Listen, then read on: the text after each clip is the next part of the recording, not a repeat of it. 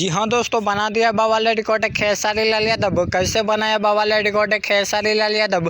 तो दोस्तों आइए इस वीडियो में पूरी जानकारी देने वाले। अगर उससे पहले खेसारी लाल यादव का फैन होंगे तो वीडियो को लाइक करके चैनल को सब्सक्राइब कर लीजिएगा। तो दोस्तों बिना टाइम लेते हुए वीडियो को शुरू करते हैं, जो कि बहुत ही ब्लास्ट गाना रिलीज कर दिया गया है Blue Beat Bhojpuri YouTube channel से, जो कि गाना का टाइटल है डाल के चलो।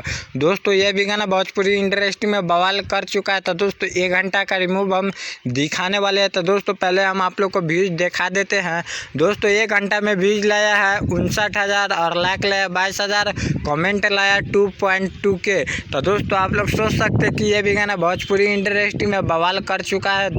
तो दोस्तों बता दें खेसारी लाल यादव एक से एक बवाल रिकॉर्ड बनाने वाला गाना रिलीज कर दिया गया है। तो दोस्तों आप लोग खबर की जानकारी मिल चुका होगा। तो भोजपुरी न्यूज़ की तरफ पे ऐसा अपडेट लेके आता रहता हूँ। नमस्कार, प्रणाम दोस्तों। ऐसे अपडेट पाने के लिए धन्यवाद। चैनल को कर लीजिएगा सब्सक्राइब। फिर मिलते हैं नेक्स्ट वीडियो में।